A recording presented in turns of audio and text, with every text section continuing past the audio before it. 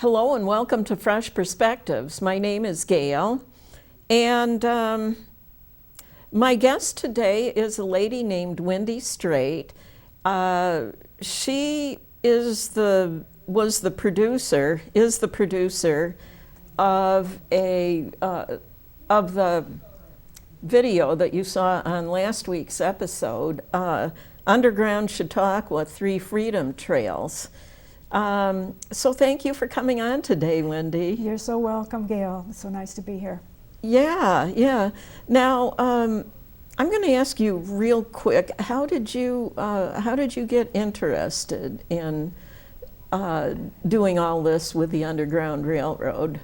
Well, I'm glad you asked me that because it's something that people wonder. How do you don't pull this stuff out of a hat? But over the last 15 years, thanks to Paul Leone, who's already been here talking to you. And will be again. And will be again. We have information to start from. And he did so much research on Eber Pettit's book to detail the background of each of the stories in Pettit's book. And then if there's time later, I can tell you about another textbook that was published in 2005 that brought all of this subject matter to the fore for everybody. And so over the past 15 years, a team of us have been working on this. Mm-hmm. Yeah, well, over the years, I didn't really know a lot about it until I started reading books about it. It was even worse than what I thought. Mm-hmm. You know. Mm-hmm. So how was the research done? In Chautauqua County, it's a little bit different from the way it's done overall. So I think it's good that Paul Leone was here first, and in his first show with you, I was so interested in hearing that he covered 6 general areas. He covered what is the Underground Railroad, and what was its beginning, its origin, and how did it evolve. And then he talked about if the Quakers and other people understood that slavery was wrong, why did other people assume it was okay? And he covered that a little bit, and then he brought us into the subject of how do we know when we're watching a movie or reading a book about such as Uncle Tom's Cabin or the movie Harriet. Mm-hmm. How do we know if it's historical fiction or an actual documentary? Mm-hmm. And he pointed out what the clues are, how mm-hmm. you can tell what parts of that have been mm-hmm. based in fact and what characters might be compilations of actual characters just to fit into the time frame, say, for a movie. So then he told us about how Eber Pettit's work along the Cattaraugus Creek actually related to Chautauqua County. And that, I remember when I first heard Paul speak in Fredonia, he said that each little community in the county has a historian or a museum that has certain information, and that it would be good sometime to get all of that pulled together.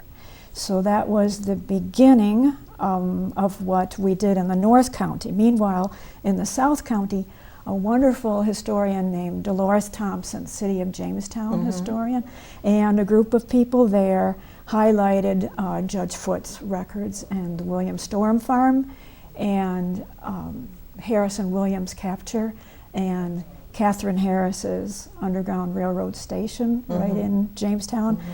And because of that, we have so much information there at the Fenton Museum and in the Chautauqua County Historical Society that Dolores then said to those of us at the Barker Museum in Fredonia, well, what do you have? And our answer was pretty much nothing. Mm-hmm. We don't have much. Mm-hmm. But fortunately, people ahead of us had compiled a few little pieces of information, and some of that is used as source work for the map that we've put together in the film, and it's listed on the backs of these little booklets that are available at the various museums. Oh, and okay. So you can pick one up, and they're also online at Michelle Henry's website. Oh, and okay. the lists of sources are on the back. And I brought one of these for you, oh, too. Good. So Thank you'll you. have that. Thank you. You're welcome. Okay. So go ahead. Okay. how did we learn about the women and African Americans in the Underground Railroad? That's a good question, because all of the history books prior to the late 20th century were written by white males, pretty much for white males. So women and African Americans were left out of much of that. Fortunately, Doug had found those little pieces of information in the Barker Museum, and people like Sandra Liggins and Jennifer Hildebrand, who are professors at Fredonia, had put together Underground Railroad coursework, and they delved into what was done by women and African Americans, besides all the white men that we know about. And I would say that it's important to look at, I guess the film mentions this too, the ladies who were in the background behind the men who were the conductors and the station masters. Oh. We have the ladies making quilts and clothing for freedom seekers. Yeah, and I read about that. Yeah, and we have ladies signing petitions, and we have African American communities taking in refugees right here in Chautauqua County. And we have, again, those ladies who were signing petitions rarely, at least were able to push their husbands to do so, or their fathers or brothers. And so we know now from those few pieces of information that they were involved and that they were heavily involved. Oh, yeah. Yeah. Well, it's like women didn't get the vote until 1920. No. I mean, that wasn't all that long ago, really. No, Just right a here little over 100 years I know. ago. It wasn't. So, and I don't know why I'd never asked my great-grandmother about that. She would have been able to tell me, and I'd never thought to ask her. So. Well, sometimes I think when the unpleasant stuff is behind people, that they kind of don't want to have to think about it anymore. True. So, okay. And I should add too that I'm sorry to interrupt. But, That's okay. So much of the information is lost. If it wasn't found in an attic or a basement when people were cleaning things out and somebody recognized, oh, this needs to be saved, it's gone. It's been just kind of a miracle that things have been found at all. Yeah, I know at home I've got all kinds of old pictures of family relatives from both sides of my family that my mother had, and some of these pictures are so old, I have no idea who they were. Nobody labeled them, I No, know. it's a problem. What research did survive? Well, I'll give you a few samples of what we have that's what we would consider a major source, because there's so much there. That would be the memoirs of Eber Pettit. Thank goodness that survived. And the papers of Judge Foote, thank goodness we have. And those are with the Chautauqua County Historical Society. Now, Benjamin Vincent's Goodwill list was something that the Barker Museum just happened to find in the newspaper when Doug Shepard was reviewing the entire Fredonia Censor newspaper from its beginning in the 1820s to its ending in 1960. He read and indexed the whole thing. Oh my gosh. And that's when he found Benjamin Vincent's Goodwill list. The anti-slavery petitions from the National Archives came to us from a brilliant researcher named Judy Wellman. Dr. Judith Wellman was in the history department at SUNY Oswego. Okay. And she's still active even though she's retired.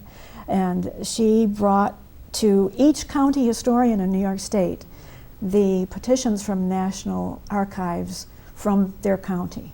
So Michelle Henry had them and forwarded to us all of those petitions, so that she knew we were building a map, and she said, here are some people that need to go on the map, and she was right. And then by some just miracle, in the back of a tiny closet in the Fredonia Baptist Church, we found two volumes of the annual anti-slavery meetings of the Erie Baptist Association.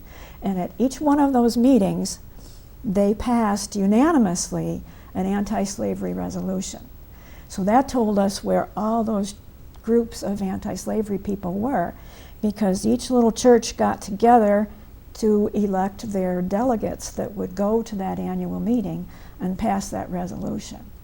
So that gave us more ideas of where these pockets of anti-slavery people were in Chautauqua County.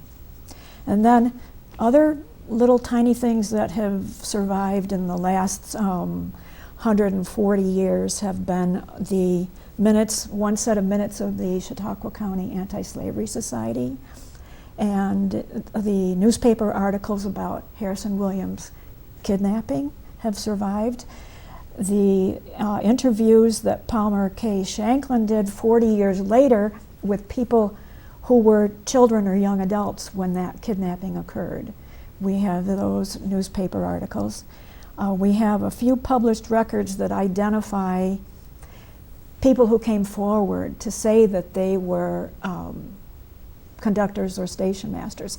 One example is George Frost in Cherry Creek, and Charles Schultz in 1900 published a book about Cherry Creek history and included George Frost's memoir about his own work in the Underground Railroad. So that's another little piece of information.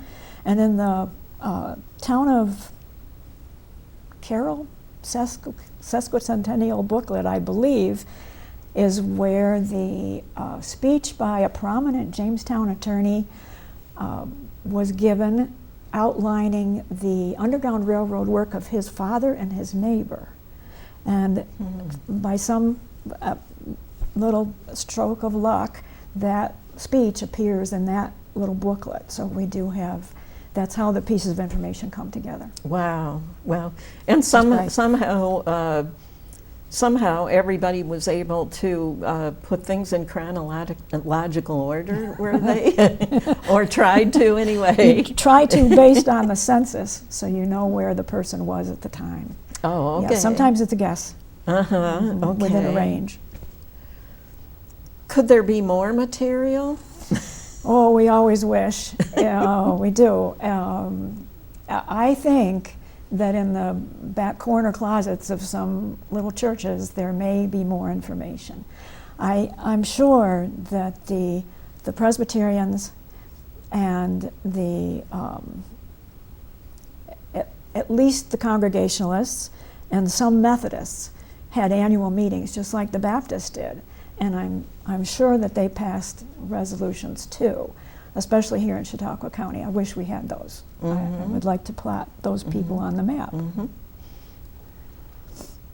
Okay, now we hear a lot about the churches being involved in helping runaway slaves. But we don't hear anything about Catholic churches being involved in the Underground Railroad. Would you like to explain what the reason for that is? Sure. It's good that you asked me that, because we did not address that in the film, and we had not talked about that before the film. So yes, I would like to tell you why that is. I'm sure they would have been involved, but they were not here. Catholic immigrants did not come into Chautauqua County until about 10 years before the Civil War, and that was only a few. About 5 years before the Civil War, many more came in, but in all cases, they had come mostly from Ireland and Germany, and with nothing. They came with nothing. They had to spend their next 5 to 10 years trying to survive here. It always takes about a generation for a new group of people to not only find each other, but to have enough money and enough time to get together to worship together, and possibly to build a place to worship in.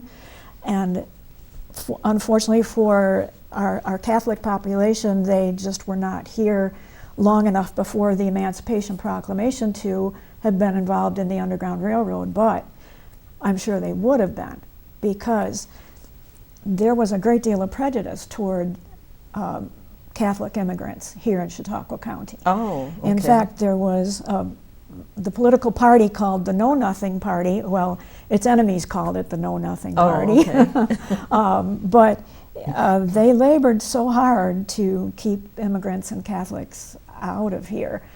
Fortunately, that party was a very small minority, but they had their own newspaper in Chautauqua, in Fredonia, I'm sorry, for a long time. And there were people in the state legislature from that party, from Fredonia. Mm-hmm. So it's sad to read that. That newspaper does exist in the Barker Museum, and it's now online, thanks to curator Maxwell, who is there now.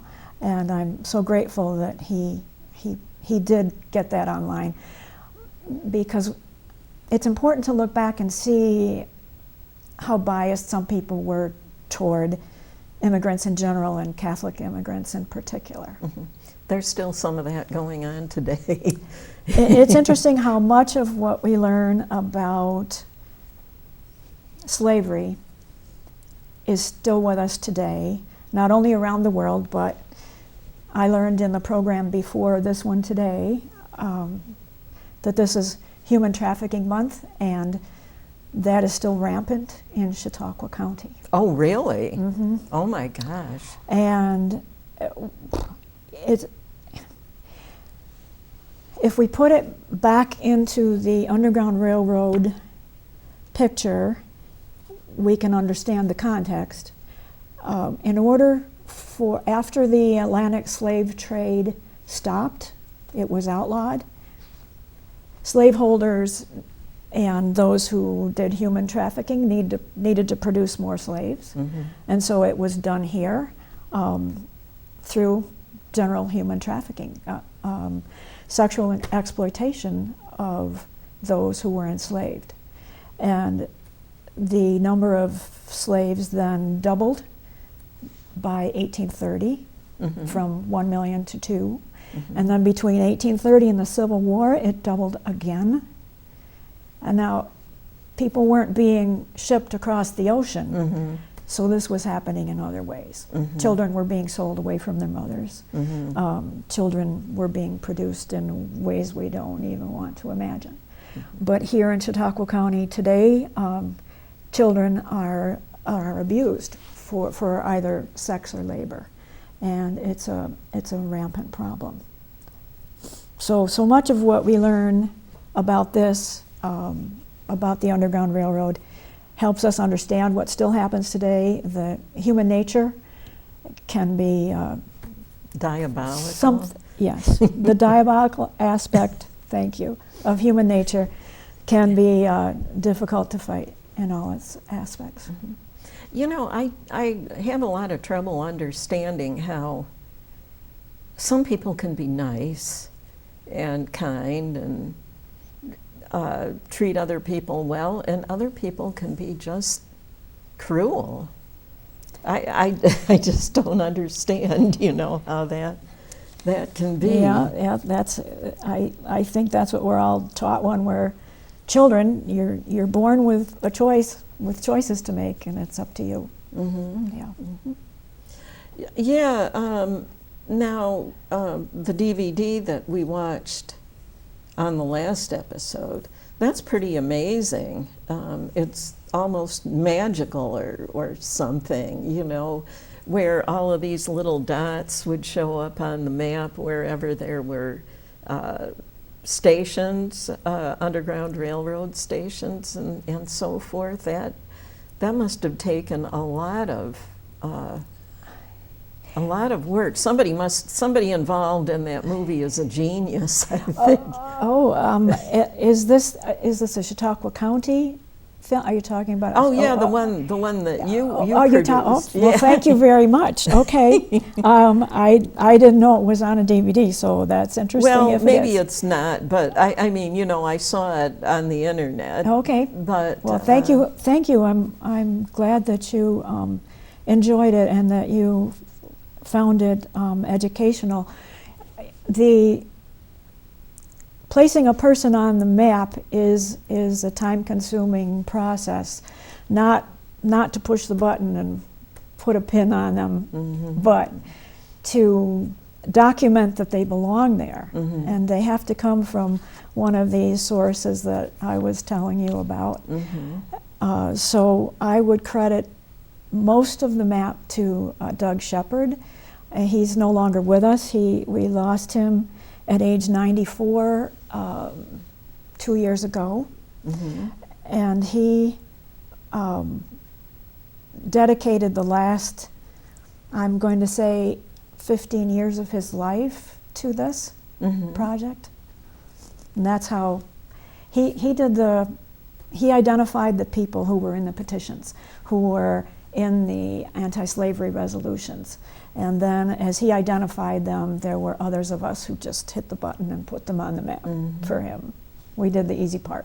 That was the easy part. I don't know. I don't think it's anything I know how to do. But yeah, that was pretty amazing watching Matt, where all of the little dots showing up all of a sudden on the map. And good. Well, now I can tell you then about Nick Gunner, who came to us volunteering to do that, to make that map for us. It was 2 years after Michelle Henry's 2011 Bicentennial History Fair. Dolores Thompson had asked Doug and me to give her a map of the 60 people that we had so far. And so we just used the 1854 map and printed it onto a 24 by 36 poster with those 60 people on it. That was simple. Nick Gunner came to us after that. He's an IT person and a communications person, and said, would you like me to build you a digital interactive map so that you could share this information and build it? And we said, we volunteer. Yes, we would love for you to do that for us. And he did, and it's his map that you saw. And he also did the visuals for the film.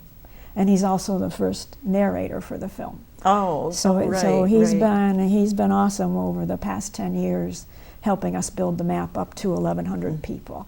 We couldn't have shown 1,100 people on a 24 by 36 piece of paper. Well, there was recently, maybe a week or so ago, there was an article in the newspaper about the movie. The map movie. That was nice. Yeah, and it referred to all of you that were involved in it as being an all-star cast, I guess. That was very nice. That was a wonderful review that we got from the gentleman who has published the Underground Railroad Free Press for many years. So that was nice. And fortunately, he has worked closely with the author of this book. And the author of this book is a writer for Smithsonian Magazine. And has published several other history books as well. So this is just one of his areas of interest. And I'm speaking of Fergus Bordwick. That's the name of the author? That's the name of the author. And this book is Bound for Canaan. It was published in 2005. And I can show that to you, and I've excerpted a few things from it. You can. You can see it's. You can hold it so that camera. It's such a valuable text. I've highlighted it all throughout. I refer to it much too often. Probably it's probably going to fall apart very soon.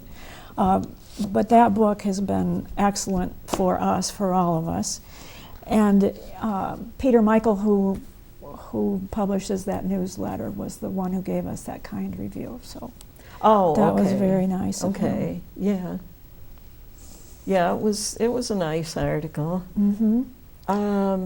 Okay, so what kind of things do we learn from the book?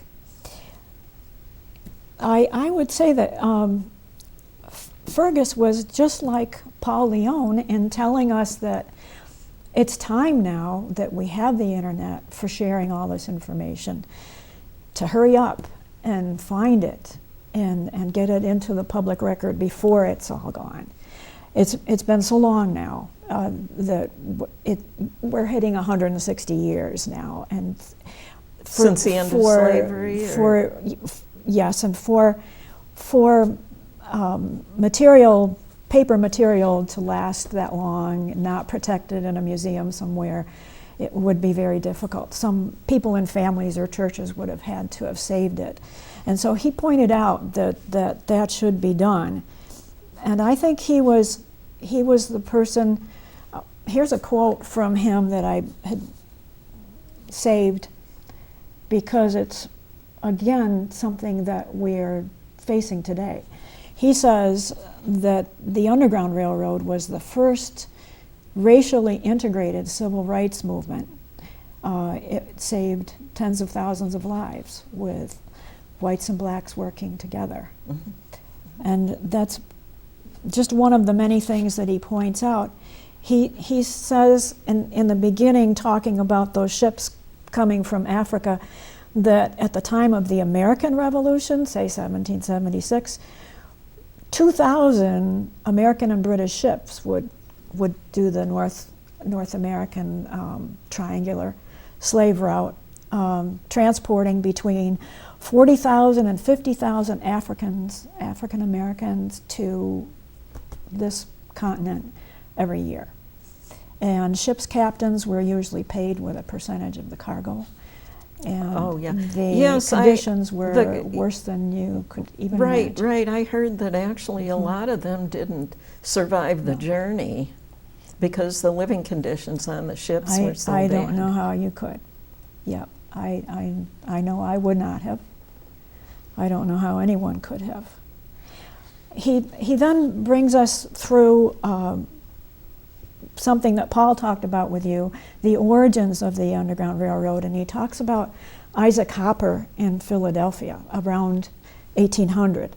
And there's a wonderful biography of Isaac Hopper. Actually, he was a Quaker, and it was his group of people who perfected the method of secretly leading people from one place to another within their families or within their church communities.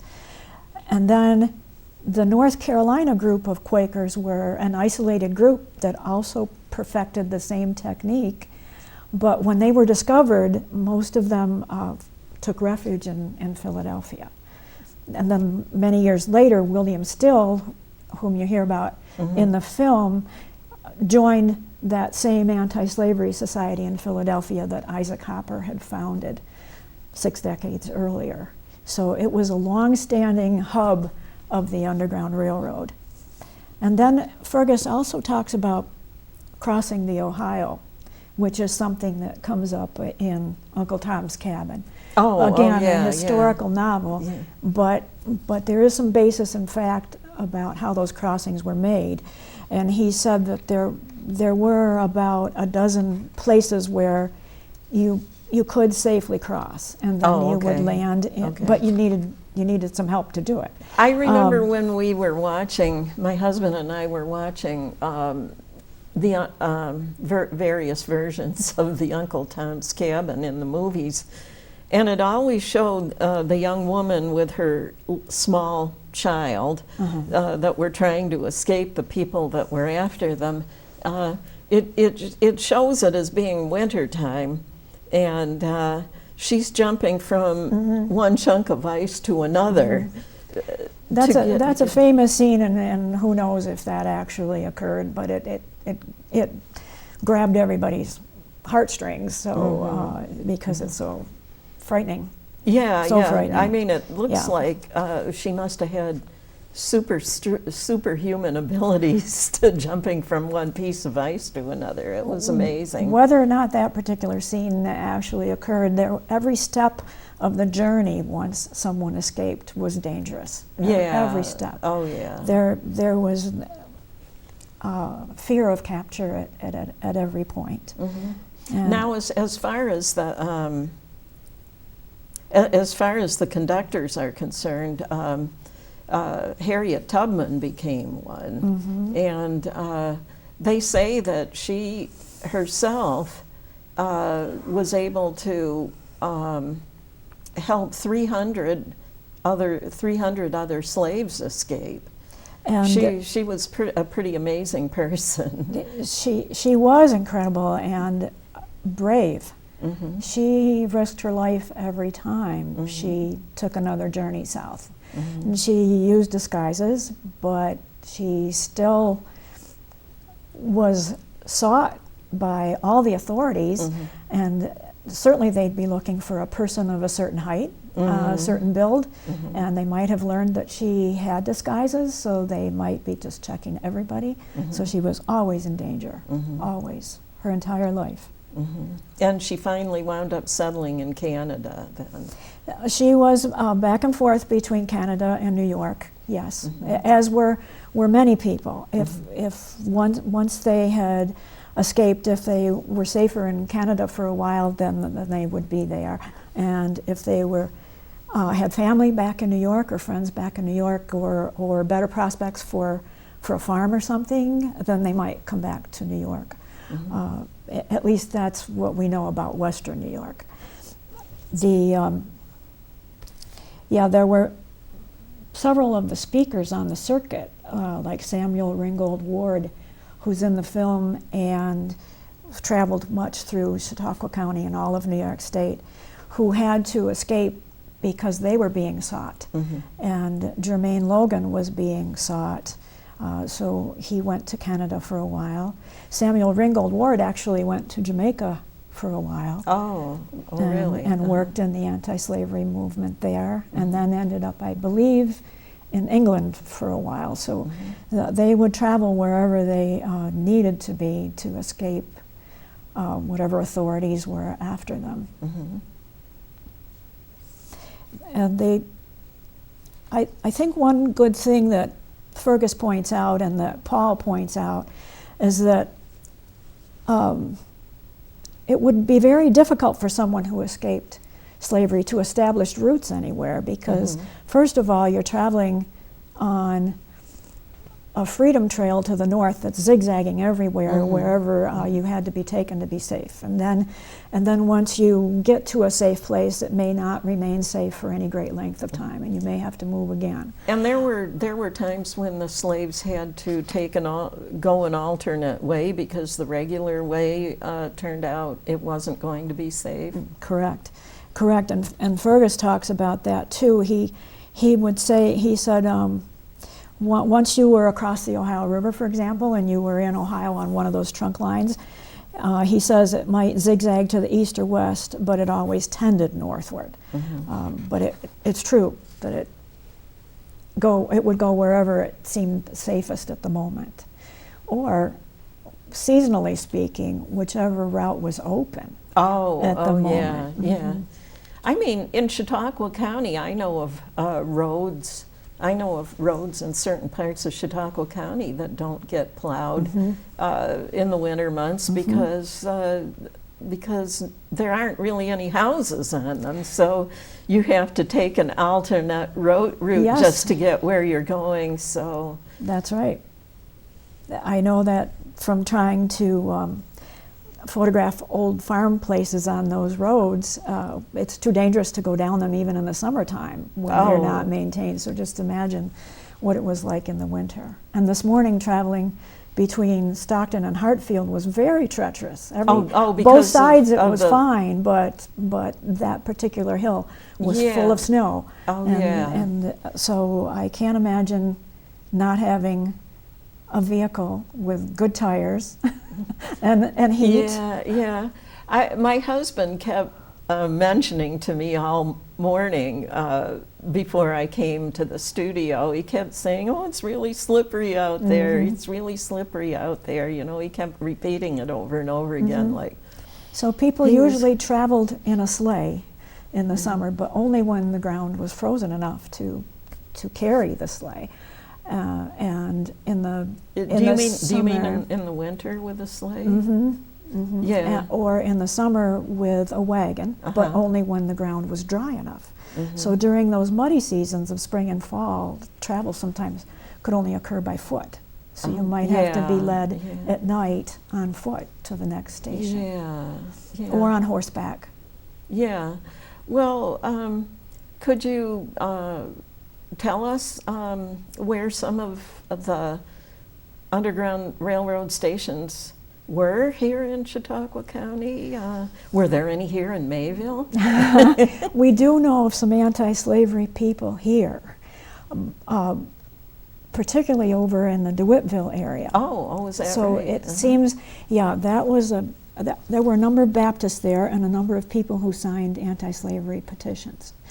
We don't have any petitions or church records that survive from Mayville. We do from Ellery, Bemis Point area, so we know that both sides of Chautauqua Lake were involved.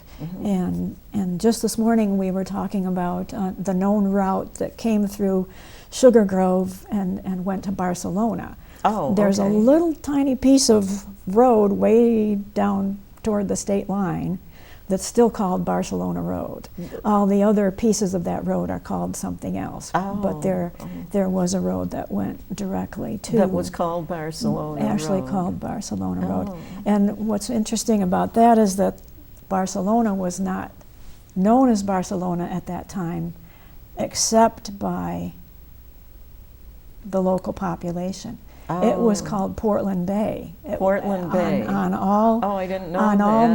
maps, it was Portland Bay. So we've often wondered, and we have no documentation, were some of these names that we now call these places names that came about because of the Underground Railroad? Were they code names that people used with one another to indicate the destination? Well, I know there were supposed to be stations in the Fredonia area. Yes, there's one very well-known station, and that was Eber Pettit's father. The house is gone, and that brings me to the point that we should mention probably today for your viewers, that there are no hidden rooms or tunnels. Those are generally a myth. People were taken into their barns or kitchen area overnight, and then moved on as quickly as possible for their own safety. Yeah, I know. Now there are some people who there actually are, underground tunnels underneath their houses and like that, so they think it was part of the Underground Railroad. Well, as Dr. Hildebrand pointed out after the movie at the Opera House, that question came up. And she said, we're always asked that. Please come and look at my root cellar, because I'm sure that had to be a hiding place on the Underground Railroad. And she said, typically we go in and we say, no, that's just a root cellar. The reason there were no tunnels is because it would be impossible to hide all the material you were excavating from that tunnel. Where would you put that? How would you get it out? How would you ventilate the tunnel? And how would you shore it up to keep it from collapsing? Oh, yeah. So those are the major issues with tunnels. If you do find a tunnel somewhere, usually it was used for some kind of drainage or something, and it probably had tiles in it at one time that have collapsed or something. And you're just seeing the remains of a tunnel. Oh, okay. So when people find something like that, they think they're finding part of the Underground Railroad. It needs to be documented. Was the structure there at the right time? Was there an anti-slavery person right there at that time? Does it look like that the structure they're looking at could have been safe enough to house a person without suffocating them in some way? The many questions. And also, around the time of Prohibition, it became a joke, at least in Fredonia, to say that the stash of booze that you had in your house was in the Underground Railroad cellar under the stairs. Oh, okay. Hidden room under the stairs. So somebody might make a joke about it. Well, they might. And then it gets around. Yes, yes. You would make a little hidden area in your house to hide whatever you were making in your house that you weren't supposed to be making and selling, and then say, that's my Underground Railroad room, as a joke. And then the next generation thinks it's real. And then we can show that the house wasn't built until 1890, and it's clear that, no, that wasn't an Underground Railroad hiding place. I guess you have to look at the stories each individually and try to determine how the rumor got started. And it's like playing the telephone game with children. It's going to change by the time you get around the table, and the story's going to grow and get more preposterous with each generation. There was one printed not too long in the Observer, and the story came originally from Pettit with some fairly good documentation. But then it was reprinted in 1900 in another book, and the story had been embellished so that there were ghosts involved and hidden voices, etc. And then that was passed around campfires by children in the Forestville area for many years, until there were murders involved and bounty hunters were killed. And pretty soon the story was just so outlandish that even the children who heard it knew that it was just a story for a campfire. They knew they weren't hearing anything real. Well, you know, it's funny.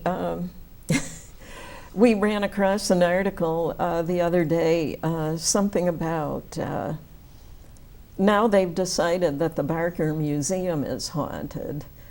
Something about one room, somebody's been seeing shadows moving around, and they had brought in one of those paranormal research groups, you know, with that's their a machines. totally different field, and I think it's something that's interesting for people. I think we are always looking for something outside of this concrete earth that we all stand and sit on. What's out there? Could there be anything else out there? And I think that's part of it. And that's part of why we seek religion, and we just want to know. I guess there's nothing wrong with doing that, because I like old houses just because they're very old and interesting. They're architecture that we don't have here anymore. No, I know. And so they're fascinating to me. And when you're walking through them, yes, you do feel that you're going back in time. And so I can understand why some people would feel that the house is talking to them, or there's something in here. But generally that, I think it's a fun thing to do, but I wouldn't call it a science yet, in terms of, at least in this kind of science, where you need to document everything that you're finding in terms of what really happened there. And the Barker Museum House was built by Darwin R. Barker's father, and Darwin R. Barker is Eber Pettit's son-in-law. And I believe his sister was living there with her husband during the Civil War. So it very much was involved in the anti-slavery movement. People on the freedom seekers on the trail would probably not have been hidden in downtown Fredonia, because there wouldn't be a quick way to get out of downtown Fredonia if there were bounty hunters in the area.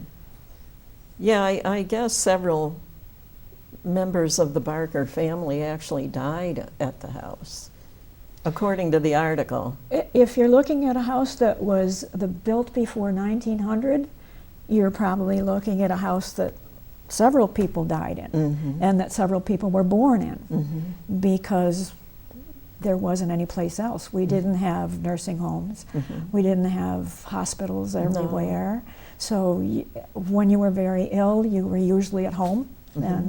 And so when you walk into any house that was built before we had all of modern medicine, chances are that people died there. And people still like to die at home today, and that's why we're fortunate we have hospice. Yeah, hospice really is a good thing. They really help a lot of people. So, are there other things you would like to mention that are in the book that you brought with you? Well, there's something that Fergus pointed out about, if we have time to mention it quickly, he says, I should quote him on this one, in contrast to white abolitionism with its evangelical overtones, so tied to religion, the anti-slavery passion of Black Americans came out of their personal experiences of bondage and the ingrained racism that governed their daily lives. So people would be coming into this with two very different perspectives.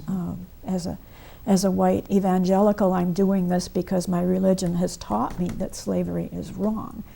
And coming into this as an African American, you might be coming in saying my family was enslaved or I was enslaved. I know what this feels like, and every step of the way, every place I go, I still feel as if I'm being treated as a second-class citizen. So there would be two different perspectives.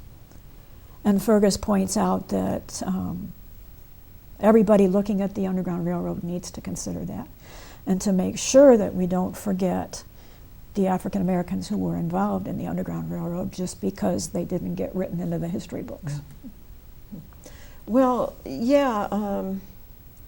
When I was watching the movie about Harriet Tubman, I remember that there were characters in the movie that were free black people, and that they'd never been enslaved, that were helping that were helping the slaves. Now, how did they come to be in this country in North America? There were methods by which one could buy his or her own freedom. There was such a thing that could happen. And also, if your parents had escaped, you would have been born free. So there were a few generations of people who were not born into slavery. And they were at risk all the time too, because they could be kidnapped and put into slavery. And so they had to be careful to live in an area where they felt relatively safe. Yeah, because I remember that. So, yeah, there's what topics are involved in the book there then? Well, he begins with, and I recommend this book so highly, he begins with, just as Paul did, the origins of the Underground Railroad, and then he takes you through, as Paul will do when he comes back to talk to you, all the way through the things that we've discussed through the fugitive slave law, which was so instrumental in electrifying the North into their anti-slavery stance, political stance. And that's what elected Lincoln, and that's what inflamed the South, and that's what led to the Civil War. I think that Paul, in his addressing each of those items with respect to each chapter in Pettit's book, does a perfect job of giving us pieces of that information as we need it to understand what Pettit's talking about.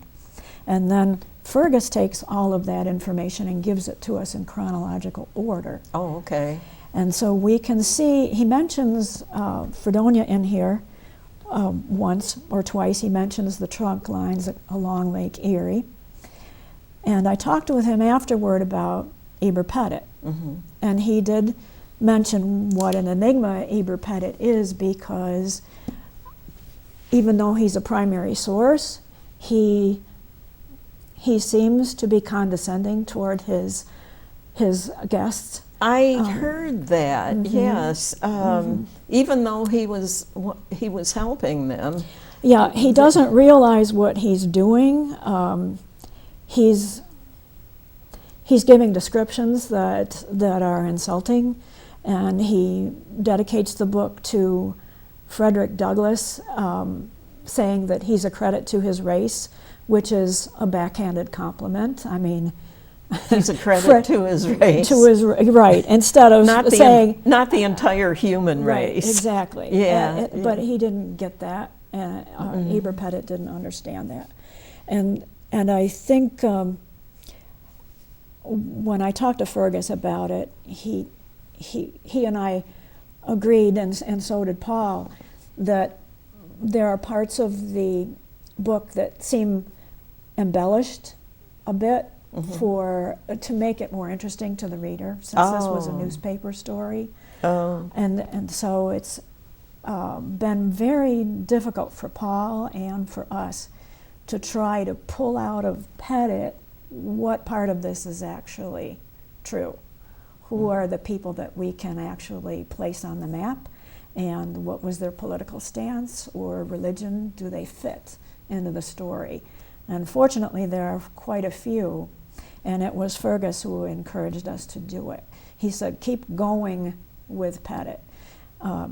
Dig into that material and see what you can verify, because even though he's so condescending, he is giving you information that's important, that we need to get on the map with regard to how this Underground Railroad worked. Yeah, it's funny that there are people that are like that. I've heard stories like that about other people, about other things. Sometimes people don't realize what they're saying. I'm the same way. I'm probably saying this wrong thing many times. And somebody will, I hope someday, point it out to me and I can fix it. But at the time, nobody pointed it out to Heber Pettit. Well, now I don't know if this is true or not, but somebody I was having a conversation with recently, she was saying something about those quilts that they were making for the slaves that had escaped. She seemed to think that they were somehow embroidering in things that kind of made the quilts kind of like a map to help guide the people. Do you know if that's true? No, or it's not. It's a myth. Yeah, it's a myth, and that's another myth. Yeah, it got started in the far south, where it may have happened one or two times that a particular Quaker family put a particular blanket or quilt on their clothesline to indicate that that was a safe house. And because it happened in one place, the rumor gets started that it happened everywhere. There are rumors about circles of trees planted and rocks at the street corner to tell people where to go. The only time a freedom seeker would need to know a particular location would be when he or she first escaped.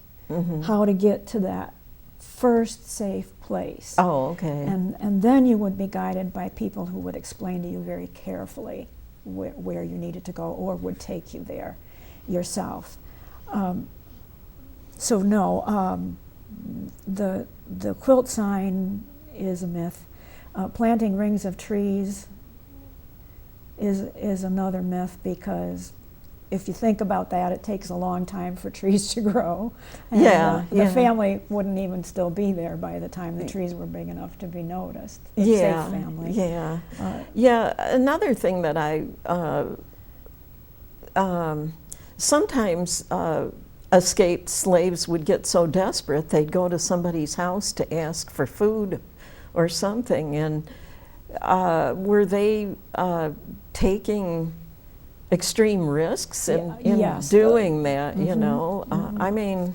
Yes, the times that happened, I would think, you know, if I were alone on the trail and starving, my choice would be starvation or being caught and tortured again. I don't know which is the better way to go. That's essentially the choice they were making. Yeah. The chance of being caught or the chance of starving to death. Yeah.